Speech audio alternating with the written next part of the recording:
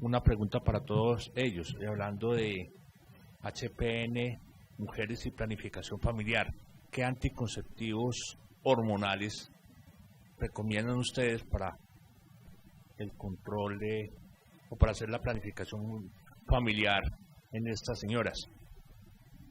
¿Empiezo yo? Por ejemplo, el micrófono. Bueno, lo que está claro es que las pacientes de alto riesgo trombótico son pacientes que se excluyen del uso de anticonceptivos hormonales con dosis altas de estrógeno. Toda la evidencia acumulada empezó hace bastantes años, cuando se utilizaban anticonceptivos orales, combinaban progestágenos y estrógeno a dosis altas. Hubo una interferencia, que esto es preciso mencionarla, relacionada con conceptos éticos, más que conceptos médicos, al respecto del riesgo de trombosis, pero lo que está claro hoy en día es que el uso de anticonceptivos hormonales orales incrementa el riesgo de trombosis, con lo cual están formalmente contraindicados en pacientes de alto riesgo. Hay muchas otras maneras de acceder al control gestacional, desde utilización de progesterona incluso en forma de depósito, que se puede utilizar, y medidas de barrera o utilización de dispositivos intrauterinos. Muy bien, doctora Vizcarra. Yo quiero preguntarles, como tenemos pacientes en vigilancia que no llenan criterios, mujeres, en un momento dado que se embaracen a pesar de la vigilancia pues de los métodos anticonceptivos en ellas, con ginecología y todo, se embaracen, y estando ya en digamos, las primeras 4 semanas y tenemos que aplicar las vacunas, no hay problema. En esas primeras 4 semanas aplicamos las 3 vacunas. ¿Contra gérmenes capsulados? Sí. Neisseria, hemófilos, sí. etcétera. Yo creo que no, porque no son gérmenes vivos, son proteínas de superficie de cápsula bacteriana. Entonces, creo que en principio no hay ninguna contraindicación para ellas. Estuve tuve un caso así. Finalmente no tuvimos que aplicar las vacunas porque la paciente insistió en abortar. Entonces tuvimos que hacer una junta con un comité de ética, porque obvio que yo ya le teníamos las vacunas y ya teníamos formulado el medicamento. Una mujer muy joven y era un embarazo no deseado, entonces ella quiso, pues digamos, agarrarse de su enfermedad para obligarnos a que nosotros mismos la lleváramos hacia el aborto. Entonces finalmente, pero sí fue una duda y no encontramos suficiente pues soporte como si había riesgos o no de poner las 3 vacunas en las 4 primeras semanas de embarazo. Entonces eso quedó como en el aire. Finalmente pues no se pudo que hacer. Una duda que tengo también es si una vez que empezamos eculizumab en embarazo y vemos lo que es la lisis de brecha, al aumentar la dosis a 1200 cada 12 días, probablemente nos topemos con que no está registro INVIMA en Colombia para utilizar esas dosis. ¿Cómo haríamos? ¿Haríamos firmar al paciente un papel que se llama no INVIMA, que tomando responsabilidades, o lo utilizaríamos como uso compasivo? No sé cómo se manejaría eso. Es que no tengo la respuesta porque desconozco cuáles son la regulación interna en Colombia. En cada país es de una manera diferente. Si alguien de laboratorio sepa, porque... Sí, nosotros en concreto en esto no tendríamos ningún problema. En nuestro entorno, en caso no está recogido en ficha técnica, lo que se solicita es un uso compasivo. El uso compasivo es un formulario en el cual se especifica qué es lo que se va a hacer, se va a razonar y se aprueba por el Ministerio de Sanidad, y esto permite que puedas utilizarlo. Pero quizás se podría responder a este contexto dado que toda la gente de aquí está probando. Una última pregunta para el doctor cirujano. Pues seguro él tiene más experiencia al estar trabajando en un hospital donde hay hematólogos y siempre están viendo casos, staff, y ustedes aprenden más sobre los casos de hematología. Pero yo he tenido un caso que me llamó mucho la atención de una mujer de 23 años que llega a mi consulta después de 3 cirugías, o sea, prácticamente se fueron acabando el intestino a pedacitos, y nunca se pensó en los diagnósticos, como miren las listas que presentan en trombosis en sitios no frecuentes, y siempre la paciente volvía con dolores abdominales, se diagnosticaba el infarto y tuvo 3 resecciones. La paciente tiene colostomía, una mujer de 23 años.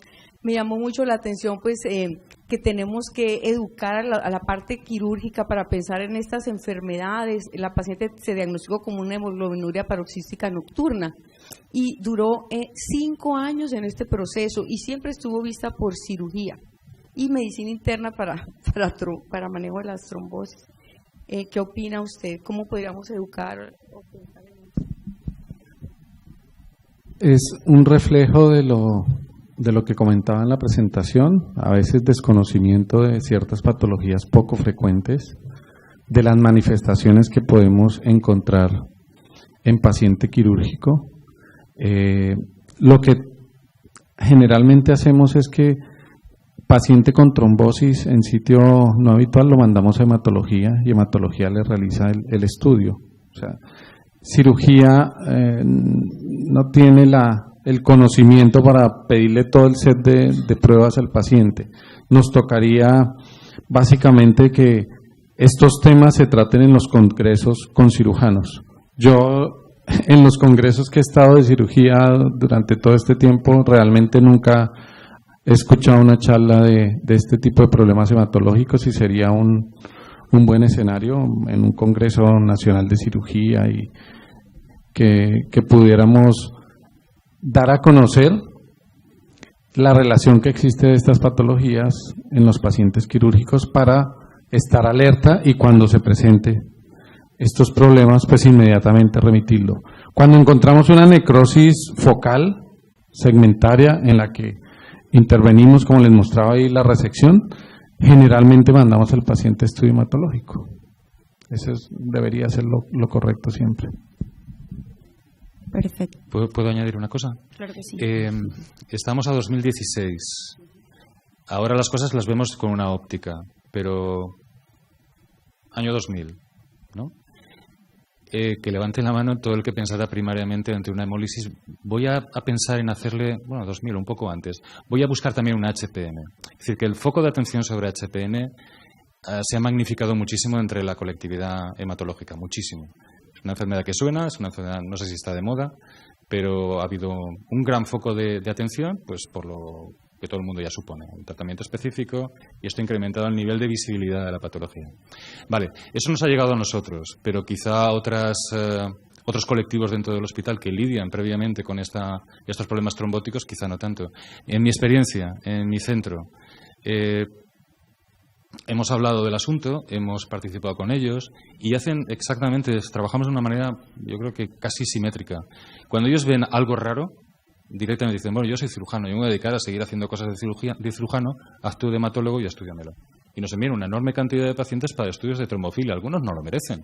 Pues, por ejemplo, resecciones después de una peritonitis o después de una cirugía grave, pues son pacientes que probablemente no tengan necesidad de hacer estudio de trombofilia, pero aún a eso se lo hacemos.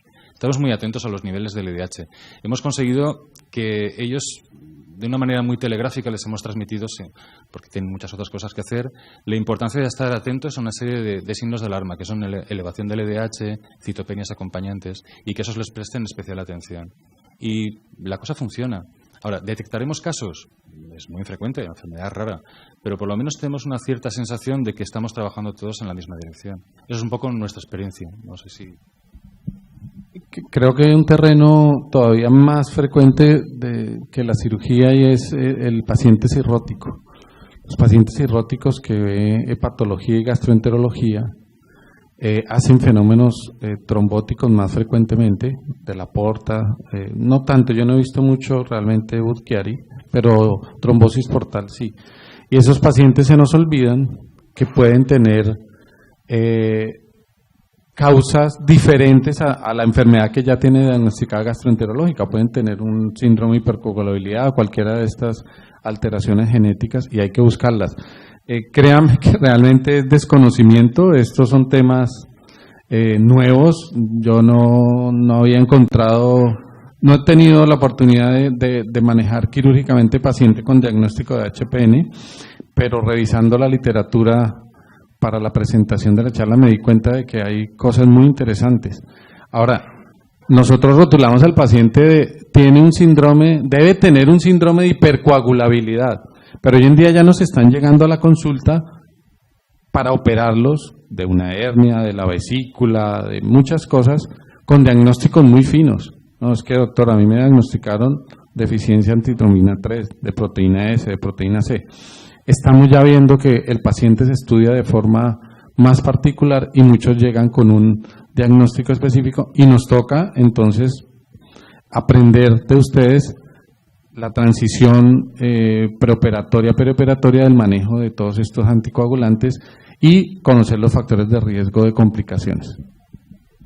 Tenemos primero la doctora Navarrete, la doctora Rengifo, para cerrar. Quería complementar algo respecto a lo que decía el doctor Bonanat, porque probablemente el eculizumab no atraviesa la placenta. Esto es inmunología pues muy básica. Hay un receptor FC neonatal a nivel de las células trofoblásticas y realmente lo que captura es la inmunoglobulina G3, que es la inmunoglobulina que más atraviesa la placenta. La estructura del eculizumab es IgG2, IgG4 y la posibilidad de que atraviese pues es mínima. Y otro aspecto es que estos anticuerpos terapéuticos realmente captan el blanco, pero su función biológica, que sería atravesar la placenta, yo ayer les comentaba, o inducir fagocitosis, está reducida porque su porción FC es muy corta. Entonces, esa podría ser una de las explicaciones por qué probablemente la poquita IgG, la parte de la IgG4, podría encontrarse, pero es reducida. Y respecto a lo que decía la doctora, pues las vacunas conjugadas no son proteínas, sino polisacáridos. Entonces, eso pues haría que no haya ningún tipo de riesgo, por el contrario, tal vez ahí la proteína, pero igual es un toxoide, ¿no? Lo que acompaña a la vacuna conjugada, entonces pues yo pienso que sin ser clínico, pero desde el punto de vista básico, pues probablemente no habría ningún problema, creería yo. El mismo concepto que tengo yo, efectivamente, son polisacáridos. Son polisacáridos y con los toxoides tetánico, pero incluso son mutantes. Entonces, lo que van a hacer es potenciar la respuesta inmunitaria, pero no van a producir la enfermedad. Entonces, pensaría que no habría riesgo. Bueno. Muchas gracias, doctora Rengifo. Posteriormente, el doctor Jaiber Fonseca.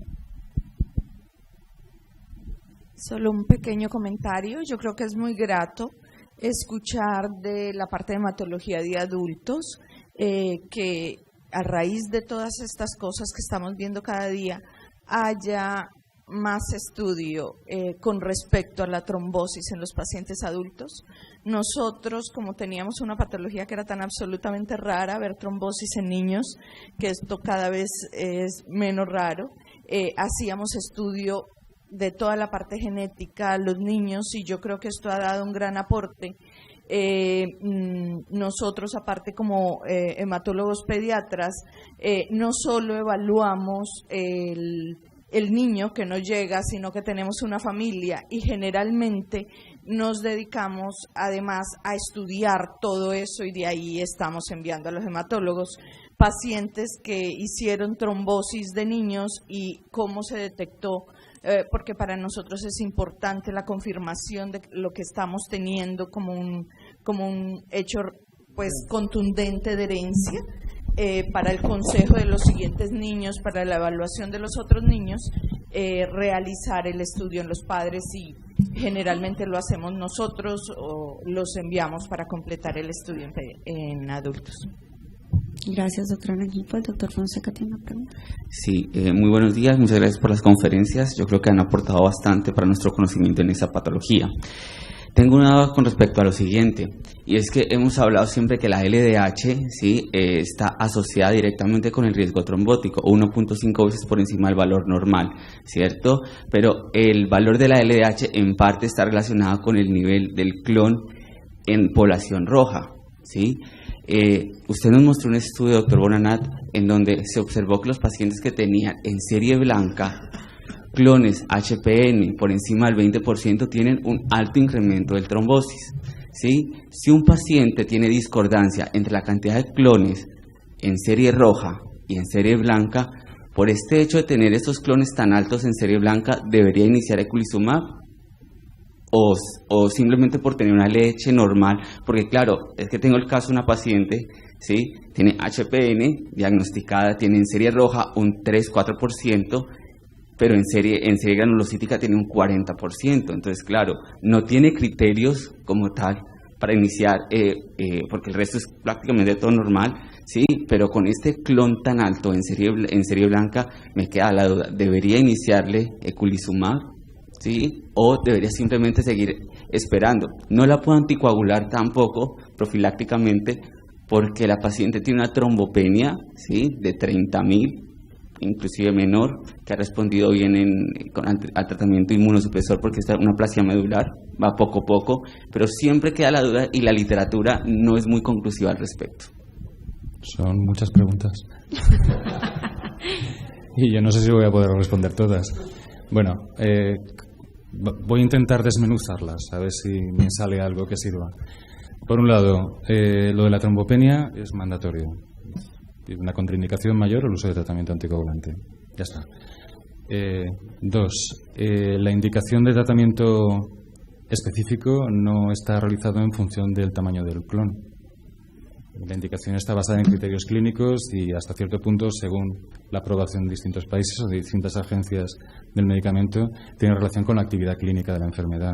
Y eso está muy vinculado en el pasado a la actividad hemolítica, pero ahora, como habéis visto, por lo menos la ficha técnica que gastamos en España a través de la Agencia Europea del Medicamento, y supongo que es transversal en todo el mundo, está vinculado a la observación de signos de hemólisis a través de la LDH, se ha quitado en medio de la transfusión, y la aparición de clínica relacionada.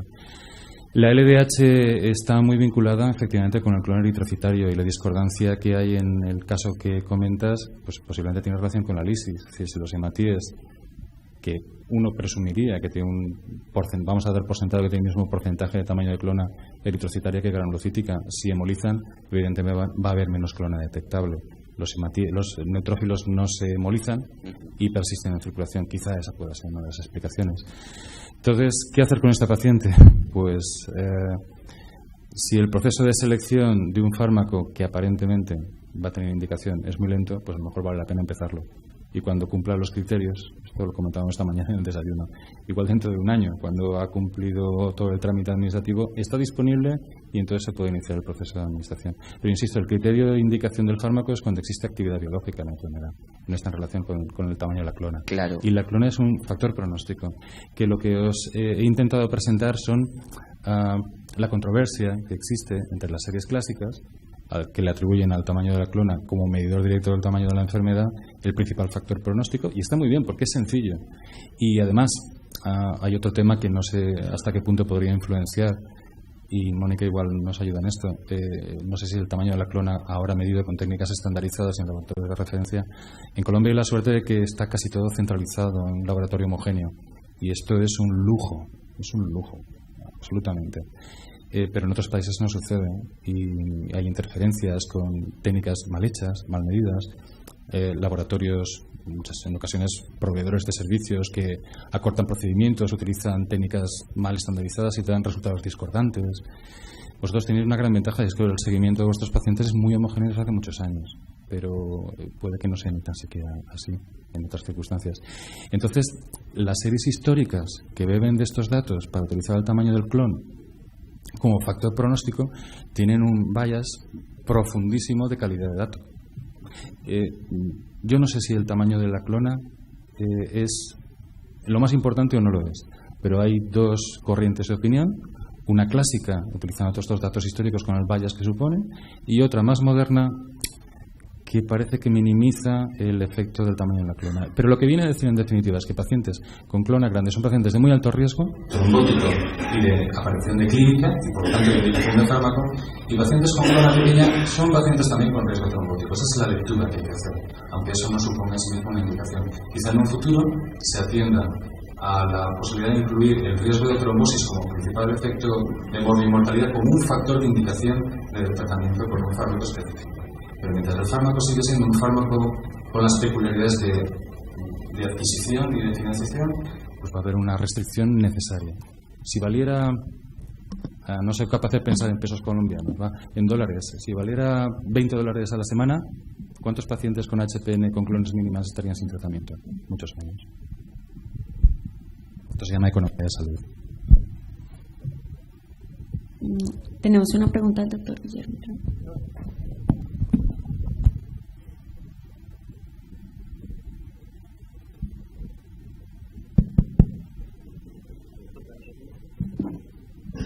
Buenos días. Tengo dos preguntas puntuales. Una es si, aparte de las indicaciones propias de una gestación de alto riesgo, que defina una vía de parto puntual, en el caso de HPN hay una vía de parto preferida, considerando que es una gestación de alto riesgo y que pues, el trabajo de parto también puede inducir actividad de complemento y otra serie de situaciones que podrían alterar el bienestar fetal en el momento de parto. Esa es una duda, no sé si haya algo claro sobre eso. Y la otra puntual es en aquellos casos de trombosis de senos venosos que presentan hemorragia, ¿se extrapola el mismo tiempo de espera para inicio de anticoagulación o hay algún conocimiento puntual sobre eso? Sobre cuándo y en qué momento iniciar, la anticoagulación. Respondo yo primero a la elección de finalización de parto. Estamos hablando de si hay una indicación de cesárea electiva, ¿verdad? O de finalización antes de una semana determinada. He leído he leído mucho, pero he encontrado poco de esto. Y insisto notablemente que aquí es medicina basada en eminencia. Es lo que alguien presupone en función de lo que pudiera parecer más lógico. Y sí que he leído algo al respecto de que se favorece el parto por vía vaginal porque es menos traumático si no hay contraindicación para el mismo, porque es más fisiológico. El parto no es una enfermedad, ni el embarazo es una enfermedad, es un proceso de perpetuación de una especie. Y la atracción sexual, igual que la sensación de hambre. Está todo diseñado para que sigamos poblando este mundo. Por lo tanto, eso tiene un cierto sentido.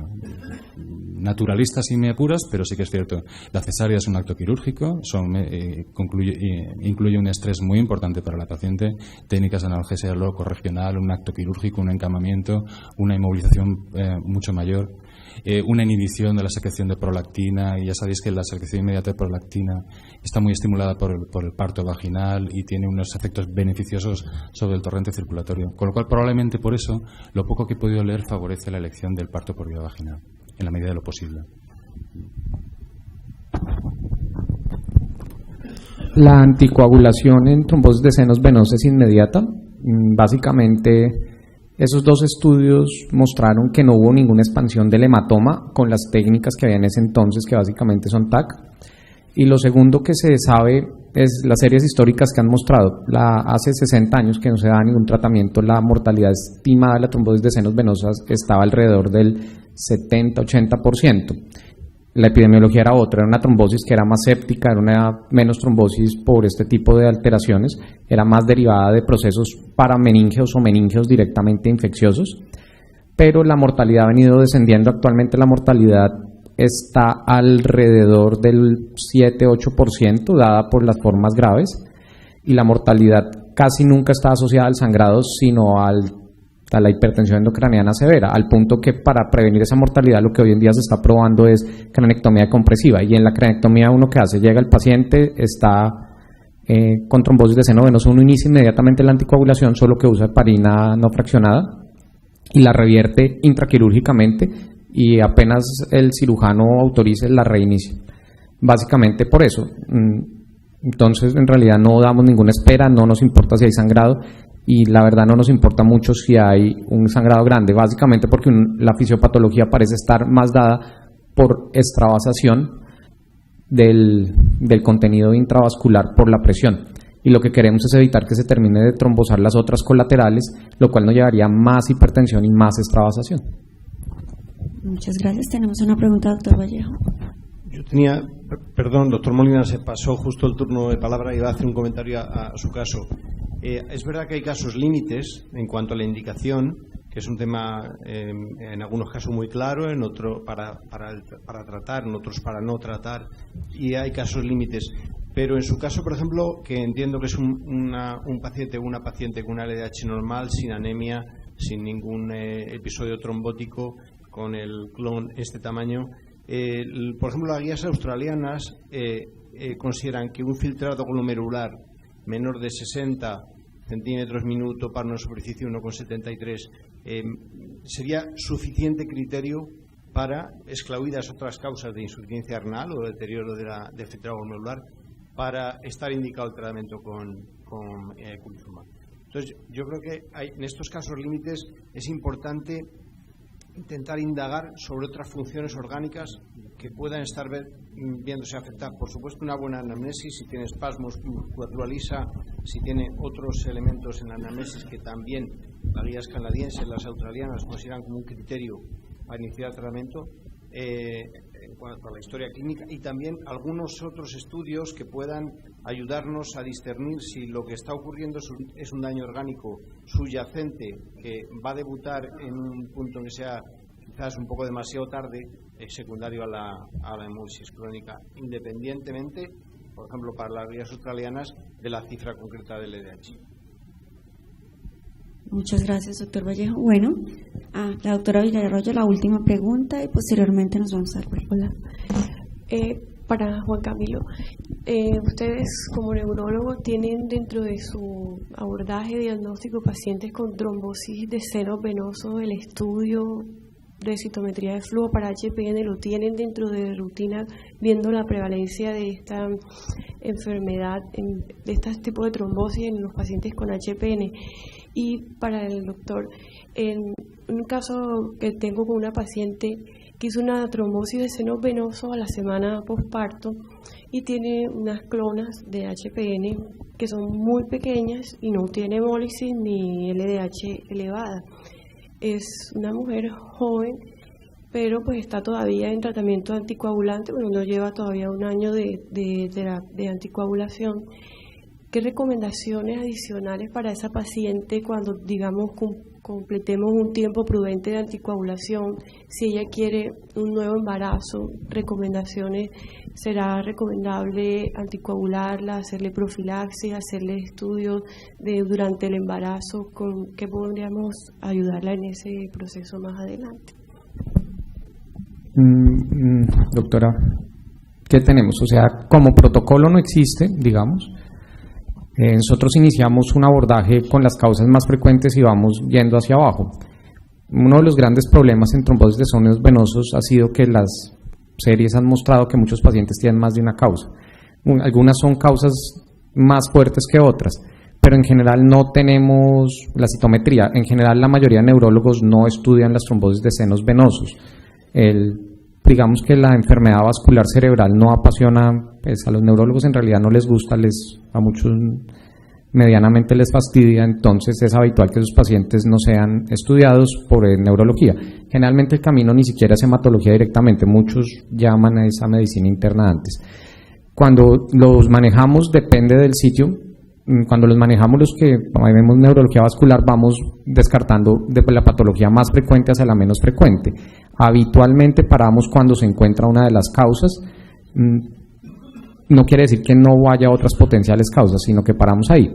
Y lo otro que está extendido en neurología y en muchas especialidades es que se asume que con la anticoagulación es suficiente. Entonces muchas veces hay muchos pacientes que son anticoagulados y es frecuente que a mí como neurólogo vascular me lleguen las trombosis años después porque lleva 3 años anticoagulado y nadie sabe si se la van a quitar o no. Y uno le pregunta a usted qué le hicieron. No, es que me dijeron que tenía que quedarme anticoagulado y tiene uno que empezar tiempo después un estudio, teniendo en cuenta que muchas de estas causas pueden ser transitorias y no evidentes ya 3 años después. Entonces empieza uno el estudio, llama al hematólogo y pues digamos que ya se ha perdido mucho tiempo. ¿Qué tamaño de clona tiene? Más o menos. 0.04 en neutrófilo, en granulocitos. Aproximadamente. No te voy a descubrir nada que no sepas, seguro. Primero, ha tenido un episodio trombótico en el contexto de una situación predisponente, que es el puerperio, lo cual es una trombosis, vamos a tener la analogía, es una trombosis no espontánea. Los fenómenos trombóticos, la indicación de anticoagulación, en términos generales, establece mantener la anticoagulación mientras exista un fenómeno de riesgo asociado. Si ese fenómeno de riesgo o esa situación de riesgo ha desaparecido, muy probablemente después de un tiempo prudencial y no hay nada que nos diga si son 3, 6, 9, 12 meses de forma exacta, muy probablemente es candidata a retirar tratamiento anticoagulante. Hay que hacer seguimiento, evidentemente, de esa paciente como estáis haciendo, seguimiento bioquímico, seguimiento analítico a través de la hemoglobina, seguimiento clínico a través de signos secundarios de la existencia de una posible HPN y seguimiento citométrico con unos intervalos que se juzgan razonables. Y si esta persona vuelve a quedar embarazada o tiene una situación de riesgo trombótico adicional, como un encamamiento, una cirugía, un viaje muy prolongado en situaciones realmente malas, sí que es candidata a profilaxis, bajo mi punto de vista. Aparte de hacerle todo el estudio biológico de trombofilia que ya tendréis hecho. Sí, yo creo que profilaxis. No tiene indicación de anticoagulación a dosis plenas, sobre todo si ha resuelto. Incluso en el caso hipotético de no hubiera resuelto completamente la trombosis, también sería discutible.